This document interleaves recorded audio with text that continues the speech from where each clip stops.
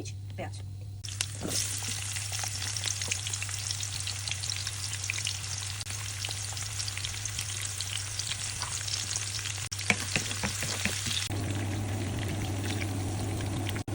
আমি দিয়ে দিচ্ছি আদা রসুনের পেস্ট। এটা আমরা মুরগি যেভাবে রান্না করি ঠিক সেভাবে রান্না করতে হবে।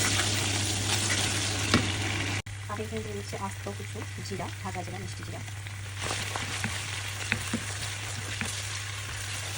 এরপর আমি এখন যে চিকেনটা নিয়েছি এটা দিয়ে দেবো। এখানে আমি চিকেনের বুকের মাংস নিয়েছি, আপনারা মুরগির বুকের মাংসটা ব্যবহার করবেন, তো আমি এখানে দিয়ে দিচ্ছি। আর এই বুকের মাংসটাকে আমি সয়া সস দিয়ে একটু মেরিনেট করে রেখেছিলাম 5-6 মিনিটের মতো। যে পর্যায়ে তো তেলের পরিমাণটা একটু বেশি মনে হতে পারে, ওরা আসলে পাকিস্তানিরা তেল ঝুলটা একটু বেশি খায়, আমি দেখেছিলাম তারা বেশ ভালোই পরিমাণে তেল ব্যবহার করেছিল। আমি এর চেয়ে আরও কম নিয়েছি, ওরা আরও বেশি পরিমাণে দেয়। তো আমি যেটা এখানে যদি তেলটা এখন দেখে অনেক বেশি মনে হচ্ছে, কিন্তু যখন অন্যান্য ইনগ্রিডিয়েন্টস খুলে যাবে তখন ব্যালেন্স হয়ে যাবে। ওখানে একে মশলাগুলো দিয়ে দিচ্ছি।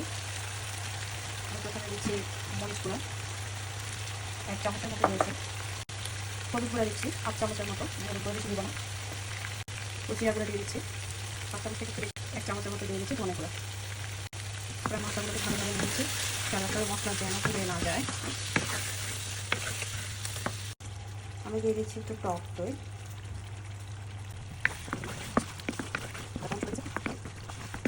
আচ্ছা, এখন তো বললাম যে পাকিস্তানি ফ্রেন্ডের ডিশ রান্না করছি আমি, কী করছি বা কিনা।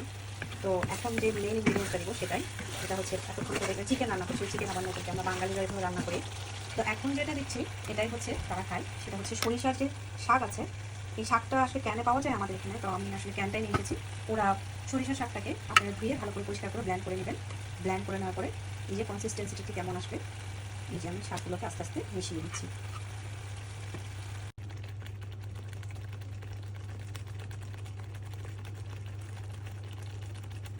এরপর একটু চিনি দিয়ে দিচ্ছি।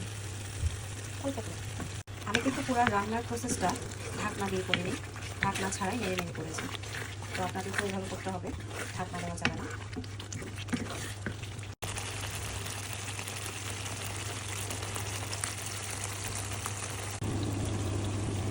এখানে ওরা অনেক পরিমাণে ঘি ব্যবহার করে, তো আমি ঘিটা আসলে খুব বেশি পরিমাণ দিব না, জাস্ট অল্পই দিচ্ছি, যেহেতু এটা দেয়। আমার আসলে আমি তেলটাই বেশটাই দিয়েছি, যে পরিমাণ দেওয়ার প্রয়োজন ছিল ঘি ছাড়াই সেটা করছি, তবে ওরা অনেক বেশি পরিমাণে ঘি দেয়।